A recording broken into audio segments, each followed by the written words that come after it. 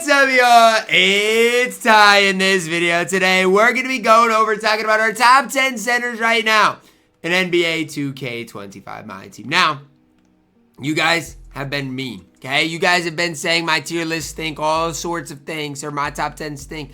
Look, it's hard, okay? Like, it's hard. I'm not going to sit up here and tell you guys, oh, well, Chris Bosh and Patrick Ewing are good. No, they're not good. They're fine. They're fine. I'm not going to gas them, right? And none of those cards are going to be on the center list because guess what? If I wanted to hype up Anthony Davis, he would be on the power forward list. It's that simple, that easy. None of those cards are going to be on the center list. So just kind of something to think about for you guys.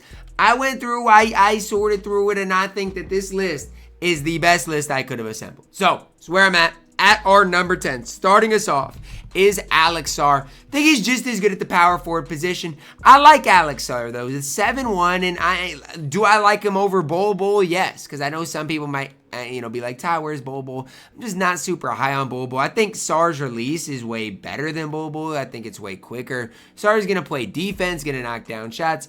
Just be a solid enough center in this game. Now, again, he's not top 5 level, but I definitely think he's top 10. The release is good. The leaner and normal 2 is weird, but it's fine. Hot spots forever. Defensively elite. Can compete with some of those better bigs in the entire game. I really do like what Alex Sarr does provide for you guys on the floor, and if you have him, I would definitely use him. I got lucky enough out of my Pantheon 10 box to get Alex Sarr, and to say I'm pleased with Alex Sarr would be an understatement. At my number 9, this one's just my bias. I'm playing in Dark Matter David Robinson. Whether it's the Galaxy Opal D-Rob, whether it's the Dark Matter D-Rob, I honestly don't care. I love David Robinson, and honestly, I think I like him more at the center position than the power forward position. And it's kind of weird because I did have, I think, Chet over him on the power forward list. I just think of Chet as a power forward, whereas D-Rob, I think of a center. It's just me, okay? If you guys have it separate, different, that's fine. Chet is right in here with D-Rob if you want to include him. I don't think D-Rob's release is as bad as people make it out. I do know the D-Rob upper is weird, but I honestly think it's just fine. Again, that rush dribble style is just fine. To me, there's just not many flaws in D-Rob. I think this card is so good, especially defensively in my team. At my number 8, I'm plugging in the Dark Matter Marc Gasol. I didn't get Marc Gasol, and I'm kind of still a little salty, a little mad about it. Like, I grinded so much on my no money spent, and I ended up not being able to get Marc Gasol. I'm still mad about it. Problem I have with Marc Gasol is this. The 87 speed. Like, 2K, you made the rest of the cards so good. You couldn't have given him a mid-90s speed. 87 speed is so troll. But the rest of Marc Gasol is great. 6'11", feels like he's bigger than that, plays like he's bigger than that. The best part about Marc Gasol, the reason people have him over D-Rob is that release. The Andre Drummond on very quick, normal leaner is just so exquisite. It's way better than the release of a guy like David Robinson. Offensively, Gasol is probably the best center we've talked about so far today. I don't even think there's much of a question about it. To me, I just wish the speed was higher. And maybe I'm being too negative about it because of the speed alone, but it's just annoying to me when I think, he has such a, even more potential than being number 8 on this list. Like, Marc Gasol is so good, but the problem is he should be better, which is why he's in here at my number 8. At my number 7, we're plugging in Kareem Abdul-Jabbar. A card that defensively is one of the better cards in this entire list. Like, I'm telling you that right now. Kareem defensively is an absolute problem. 7'2", 7'5" wingspan, 96 speed, max defense. Problem with Kareem is that 79 3 ball. I'm not even going to say his release is a problem. Sure, I wish his release was faster. I think that's a simple thing to say. But I don't think it's a bad release. Like, I think Kareem on very quick is fine. Obviously, the Russell Westbrook dribble style, it's fine. He can create his own shot. Basic leaner is fine. It's just the 79 3 ball I wish was a little bit higher. Is really my only complaint on Kareem. I think the card is really solid, but should be better. Genuinely, than he is. He should be higher rated than obviously I have him. Again, the problem is you're comparing him against 100 overalls. So it's not really fair, but I do love Kareem in my team. At my number 6, I am plugging in the 100 overall Kristaps Porzingis here.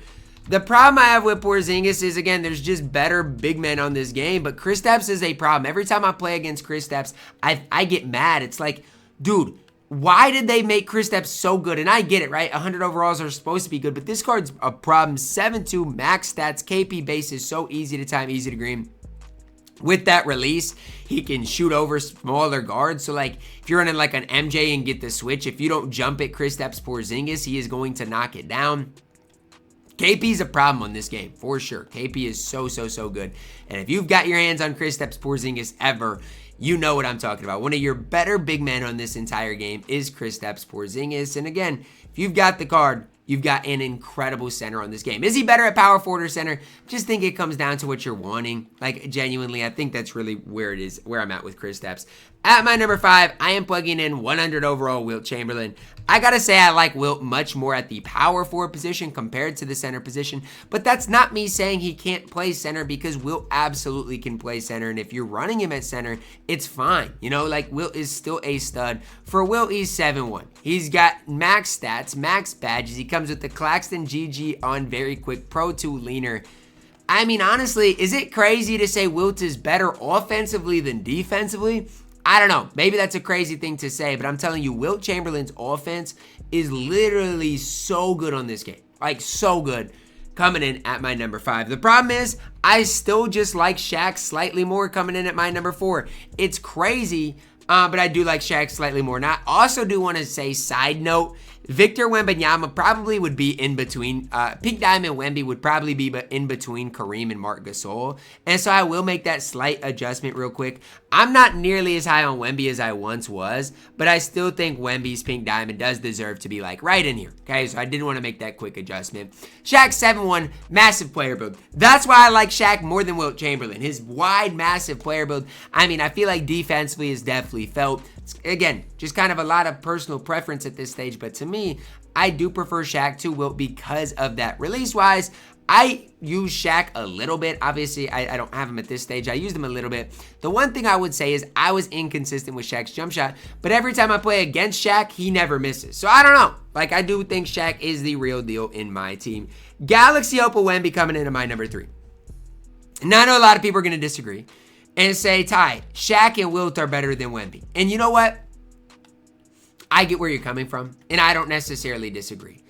But there are times that I play with or against Galaxy Opa Wemby, and I'm just sitting there like shaking my head like this dude is the real deal. And again, I'm not saying that like if you have Shaq and Wilt ahead of him, you're wrong. But Wemby's the truth. 93 ball, 85 speed, defensively perfect. Wemby on normal, obviously wish that was better. His fade, the Wemby fade is ridiculous as well. Like, again, there's just not any downsides I can really say to Victor Wembanyama outside of I wish he could rebound slightly better. But there is a massive difference between the Galaxy Opal Wemby and the Pink Diamond Wemby. Every time I play against Pink Diamond Wemby at this stage, I'm like, I don't really care. Like, Pink Diamond Wemby's good, but he's not this good. Victor Wembanyama is the real deal on this game. And I do think at the center position right now, he's better than Shaq and he's better than Wilt. Again, a lot of people might disagree with me watching this video, and that's fine. But I'm telling you right now, like, I think the average person is going to have more success with Victor Wembanyama than Shaquille O'Neal. Coming in at my number 2, I'm plugging in Dark Matter Zach Edey. Yes, I have Zach Edey slightly ahead of Victor Wembanyama. Very slightly, but I do think he is just slightly more complete. Why?